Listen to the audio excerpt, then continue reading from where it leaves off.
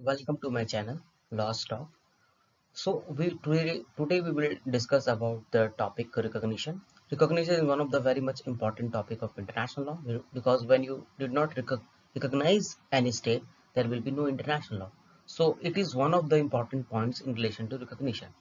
Now, what is the process can be of recognition? Recognition is process where one state by means of express or implies mode recognized state by de facto or de jure recognition. So that means a state recognized state by way of express term or by way of implied term, and it can be the recognition can be of de facto nature or the de jure nature, which we will discuss in the next few slides. The new states are created by division of two states or by means of merging two states. That means it can be by any way. The examples can be there. We will find the example that sometimes the states are created by merging them and sometimes by division of the state. The example is India and Pakistan. When you give the merging of state, it is the East Germany and West Germany. So this is an example which related to that new states can be created. So it is in process in international law, and new states are created is in process of creation.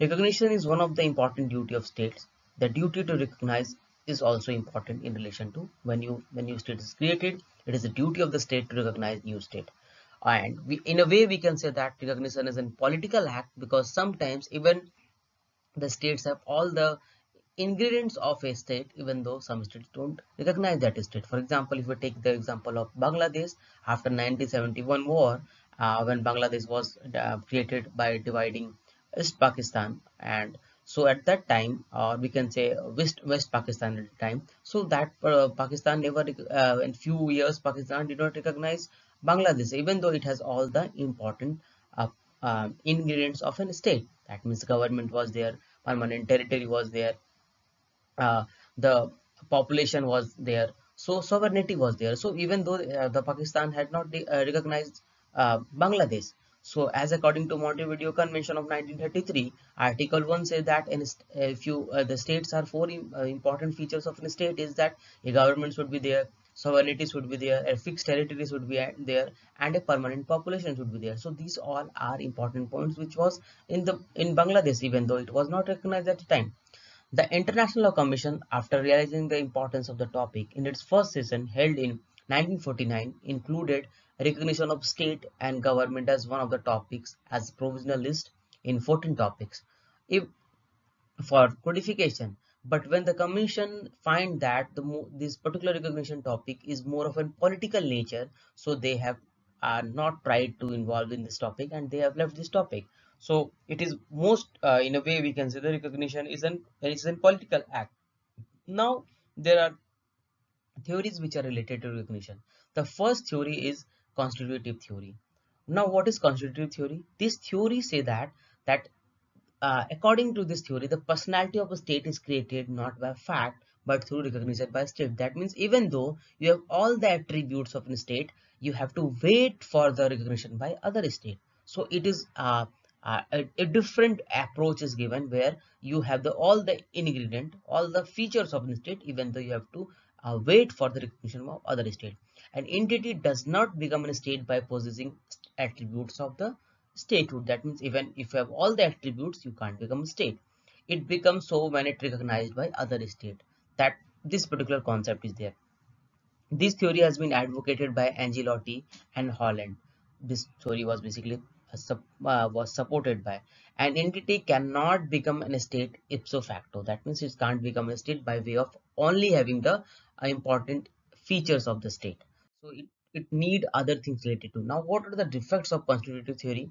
When a state comes into possession of all the attributes of statehood, it is not necessary that its existence is recognized by other states simultaneously. That means it can't say that every state, yeah, after having all the attributes of a state would become an state. So they have to wait for that particular recognition. Now recognition is in political act by way of, you can easily understand that if you have all the attributes, why there is no recognition. So it is in political act. Some state recognize quickly and some state take time. So recognition is an acknowledgement of the existence of the attributes of a statehood in an entity. It implies that an state always exists prior to its recognition. That means if if you take into this particular point in a way that if the state have all the attributes and the state wait for the recognition, that means prior to that recognition the state is in existence. So the acknowledgement is only waiting and the attributes are already there.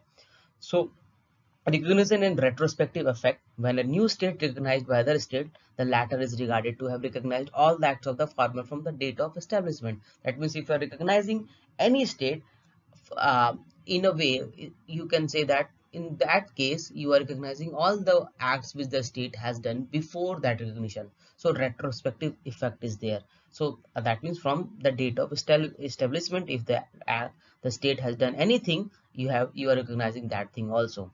Now the second theory which is related to recognition is declaratory theory. Now it's totally opposite to that constitutive theory. According to this theory, a state comes into existence in international law as soon as it acquires all the attributes of statehood. That means when you have all the attributes of a statehood, you become recognized. The theory has been advocated by Hall, Bradley, and Fisher.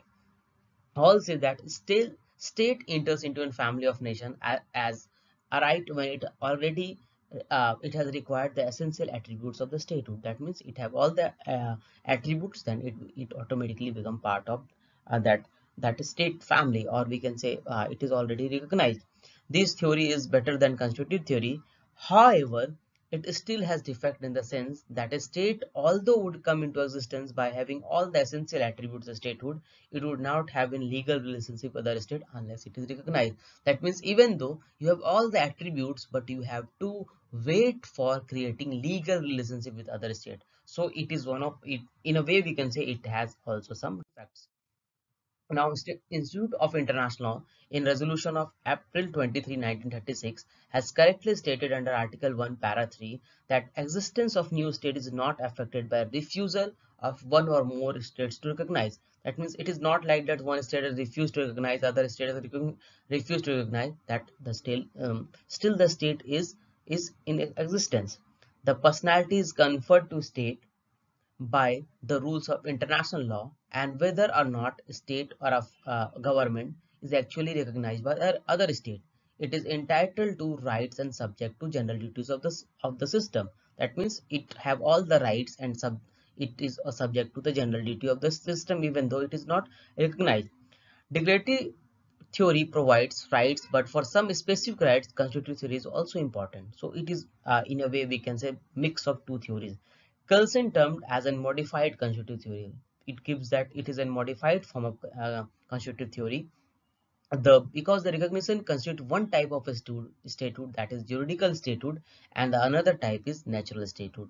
And a state requires both statehood, not only juridical statehood but natural statehood also is required.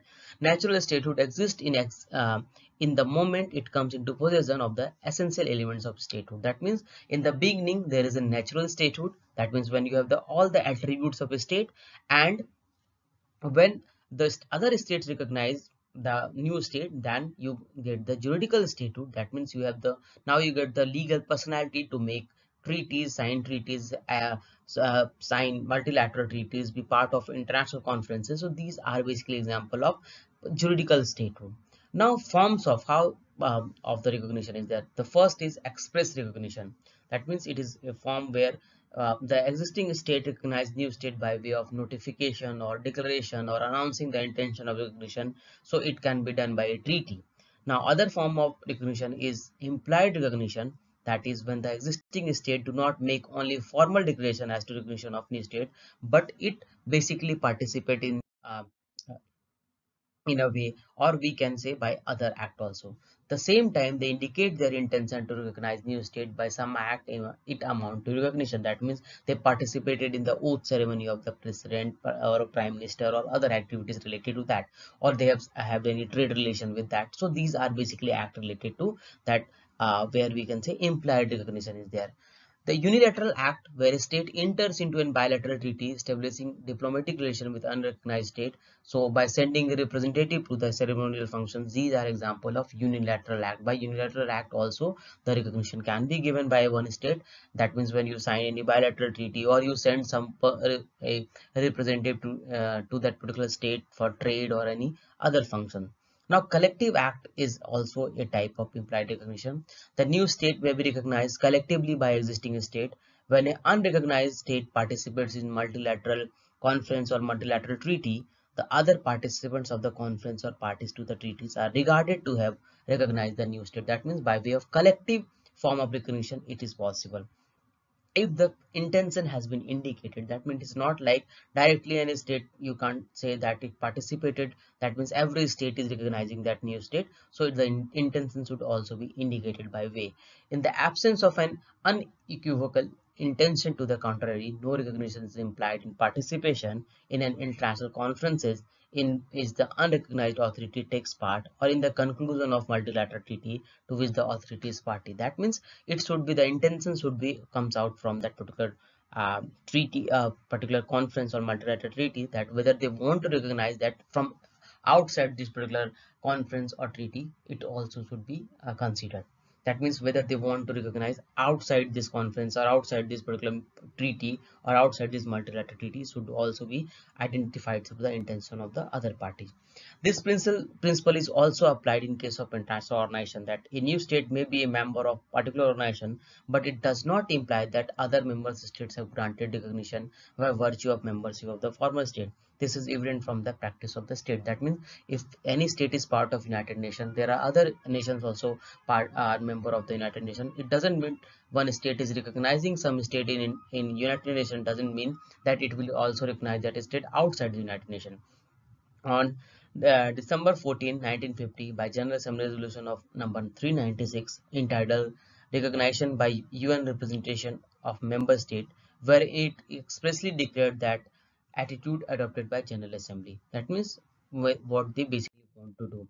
Concerning the question of which of several authorities shall be regarded as government entitled to represent a member state shall not of itself affect the direct relation of individual member states with the state concerned. That means it is not like that if you are a member of United Nations, other countries also member of United Nations. Inside United Nations, there is recognition, but outside United Nations, that particular state have not want to recognize. So it is like that only. Secretary General rule and memorandum on March 8, 1950, it states that recognition of a state is essentially a political act. Collection recognition rejected by UN recognition inside UN only for limited purpose, that is quasi recognition. That means it should the recognition is only inside United Nations, not outside the UN. So it is a quasi recognition. Now, what are modes of recognition? The first mode is we can say de facto recognition. Now, what is de facto recognition? When a state considered that new state has not acquired sufficient stability, it may grant recognition to that latter provisionally, which is termed as de facto recognition. That means it still the state is growing. There is no like stable government is not there, or stable position of that state is not there. So other state only gives de facto recognition to the new state. Oppenheimer said that de facto recognition takes place when, in view of the recognizing state, the new authority, although actually independent and wielding effective power in the territory under its control, has not acquired sufficient stability or does not as yet offer prospect of complying with other requirement of recognition. So it is like that uh, other states wait for the stability of that particular new state, so they give de facto recognition. So this is an in a way we can say it is give a primary or um, uh, recognition, but uh, uh, not a permanent type of recognition. So the de facto recognition may be regarded as a preliminary step towards de jure recognition. The de facto recognition, once granted, may be withdrawn by the recognizing state, while the latter considered that. That means it can be withdrawn because it is type of a temporary type of recognition, de facto recognition, and it is different from the de jure recognition. A new state has ceased to possess the capability of administering the territory. That means if the other state which has given a temporary recognition, they find that the state is not able to control, they can revoke that recognition also. if the existing state, after granting the de facto recognition, later choose to recognize the de jure recognition, the effect of latter is given from the retrospective date, that is from the date when the de facto recognition was granted. That means if the state has recognized de facto recognition to some state, and after that they want to give de jure recognition, so that means they are recognizing all the act which the state has done during the de facto recognition also. That means a retrospective effect is given to this. That means from the date of de facto recognition, whatever the state has done, it is recognizing by way of de jure recognition also. Normally diplomatic relations are not established with de facto recognized state. Representative of the de facto recognized state do not enjoy diplomatic immunities within the territory of the recognizing state, and US does not follow particular this concept, that that de facto concept. So it is a basically a temporary type of recognition.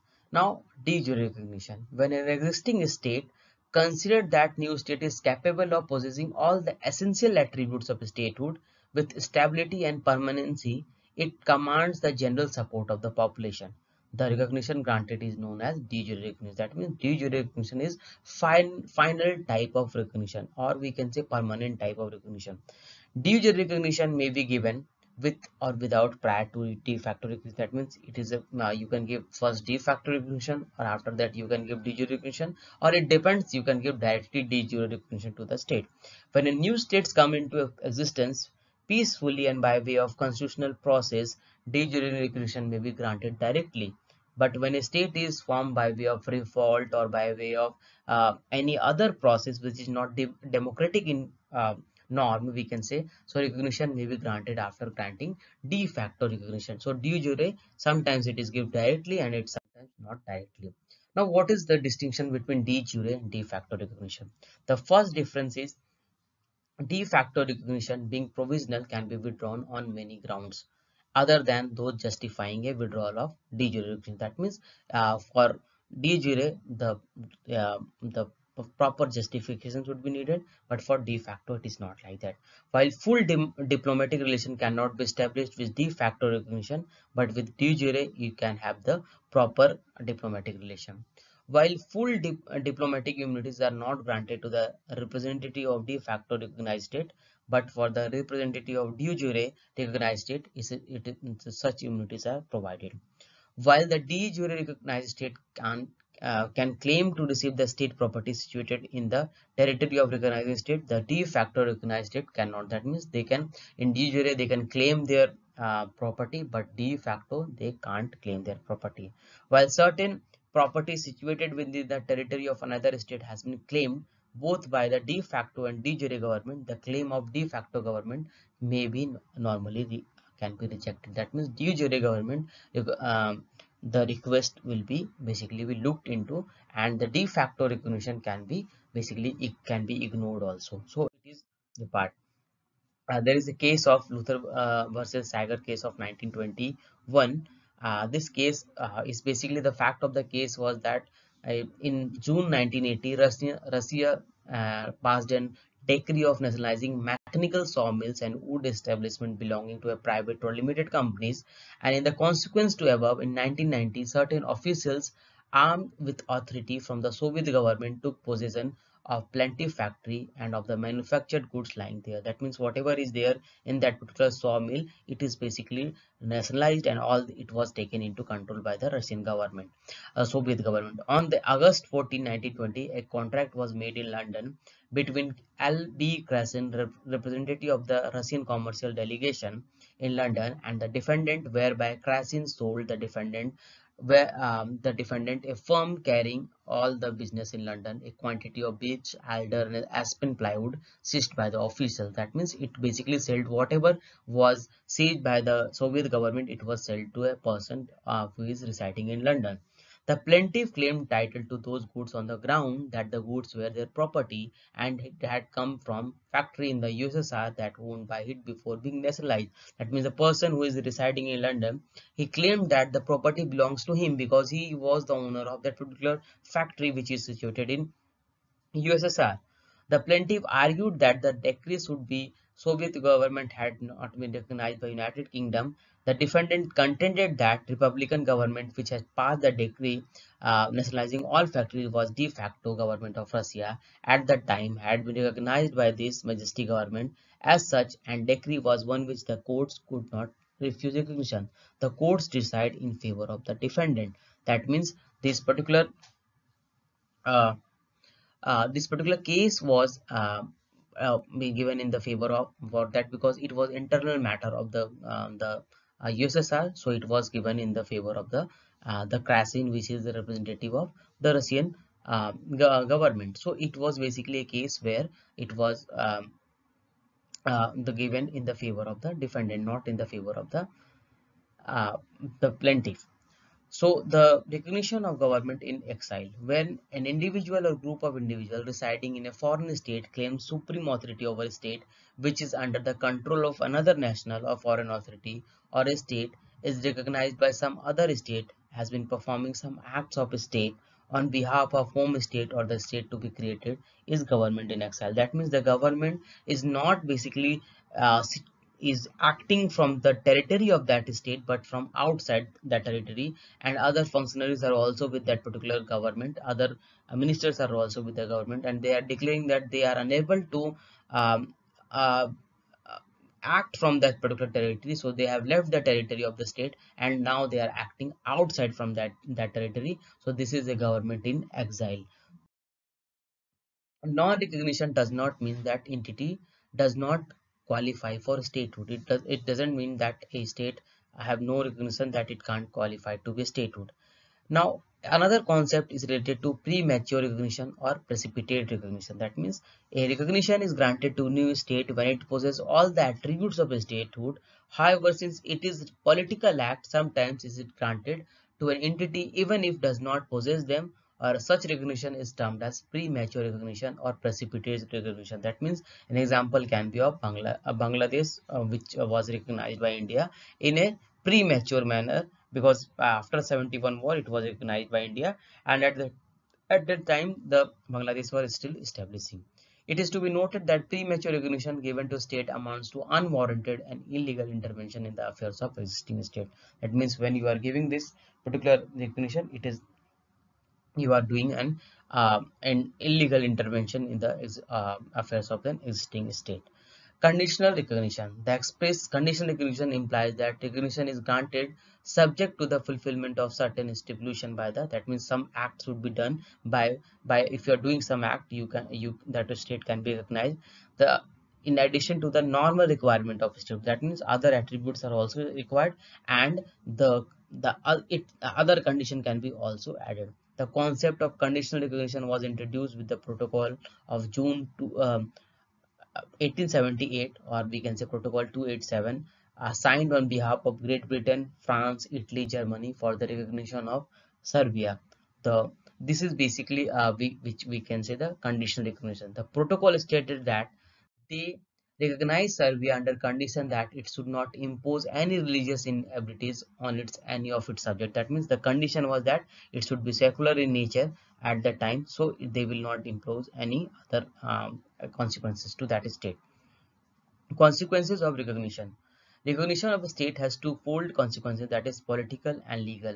Political consequences is concerned recognition of a state shows willingness of recognized state to initiate international interaction with the new state. That means one of these is the political type of consequences, another is legal consequences. When a state recognizes, it acquires certain rights in relation to state which has granted recognition. They are: the recognized state may establish diplomatic and consular relation with the recognizing state.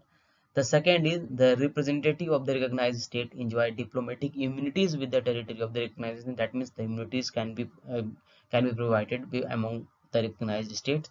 The recognized state may enter into treaty relations with the recognizing state. You can have a treaty also, and the recognized state may sue in the courts of the recognizing state. That means the state which is recognizing the other state, they can sue in their court also. Also, the recognized state may claim receive property situated in recognizing state. That means if there is any property situated in the recognizing by recognized state or in the recognized state, it can claim that property. Non-recognition does not provide our above mentioned rights to non-recognized. That means it is important to be recognized state because you get so many important um, benefit of to be and recognized state. Recognition of a duty of the state, whether it is in duty of the state that every state should recognize. So Lauterbach has one of the view that once a state has come into possession of all the legal attributes of a statehood, there is a duty of on all the state to recognize that new state. That means if have all the attributes, legal attributes are there, so it's, other states should recognize the new state. But acceptance of this view would mean that the new state has a right to recognize by other states, since international law does not provide any such right to the new state, and therefore the existing state do not have any legal duty to recognize the state. That means it is not like that every state has right to be recognized, so it is not can't be considered as a legal duty to recognize the state also. Granting or withholding of recognition is question of policy than of law, and therefore recognition of a state depends upon the discretion of the state. That means it totally depends on the discretion of the state whether they want to basically recognize or they don't want to recognize. Withdrawal of recognition, that means withdrawal for political region from a state which is not overthrown. That means in October 1718 France withdrawal the recognition granted in January of that year to the provisional government of Finnish government. This view of with Article 6 of the Montevideo Convention of 1933, which declared that de jure recognition is unconditional and irrevocable. When recognition is political act, there seems to be no reason why recognition should not be liable to be withdrawn so long as the recognition is an act of policy. That means when you are saying that recognition is a political act, so why there is so much of question during withdrawal? So we are you when the process of recognition is tough, why the process of withdrawal is also getting tough. So it can be why there is a question of withdrawal. It in a way we can say because it is political act, so we can't include this thing in a way. Withdrawal of recognition is sometimes accomplished by means of express recognition to the authority from which it is then withdrawn by public statement. That means by way of public statement you can do that. That particular we are withdrawing from that particular state.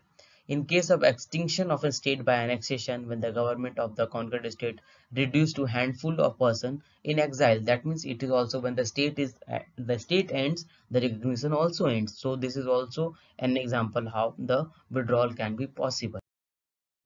If the states would start withdrawing recognition of a state on a political ground, they would find a number of occasions for doing that. That means if it is a political act or if any state started to unrecognize some state, the process can't be stopped and it will be for every state. So this is it can create a problem. Recognition of a government. Change in the government in a state does not mean that it will lose its recognition as an international person. That means it is not like that only you have the authority to be part when you are when your government is there. That means change in government is is the only thing which is constant. So the government will change. It doesn't mean that the recognition will also change with that. Recognition of government means that recognizing that a state regard it as a sole representative of the given state in international interaction. So it is not like that the change in government will have any impact. When the regime of a state is changed, it required to recognize by the state. Change in government of state may take place either in normal course of political life, that is by constitutional means, or when it is effected through an copycat. That when a change occurs in the regime by revolt, to say in an unconstitutional way, some difficulty arise. It can be like when there is a revolt or there is a disturbance in this particular determination of that recognition. So in that case it can be questioned, but when by way of political process, when by democratic process the government change, that particular thing don't come into question to any way. UK follow the principle of effectiveness, and some states like Australia, US, UK are taking policy of non-recognition of new state. It depends on when the circumstances demand that. It depends when on the basis of that what is the requirement they recognize, and on the basis of that particular they recognize. Now there are two important doctrine which is related to that. That one is Tobar doctrine, that is when the five Central American democracy, Costa Rica, El Salvador, Guatemala, Honduras, and Nicaragua conclude treaties in 1907 and 1927, which embodied the doctrine of legitimacy.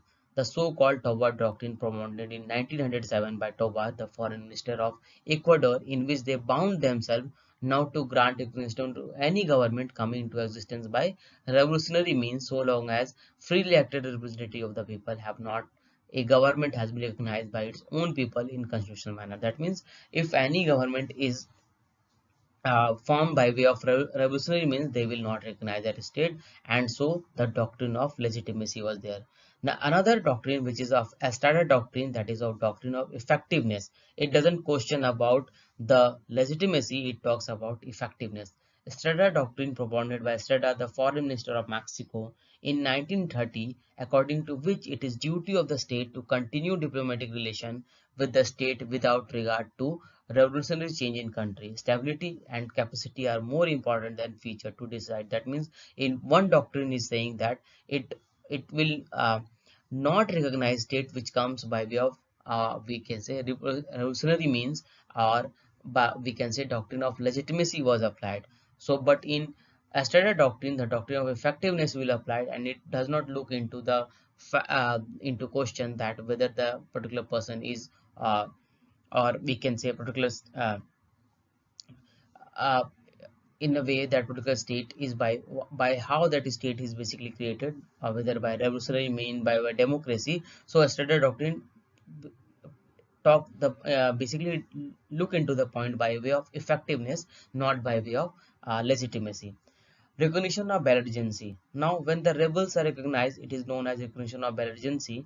The recognition of belligerency shows that recognizing state considered that rebels are in position to exercise authority over the territory in their possession.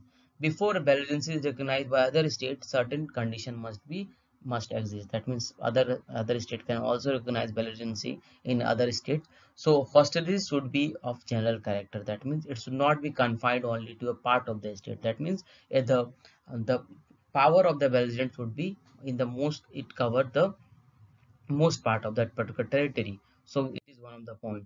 The rebels or insurgent must be in control of substantial part of national authority.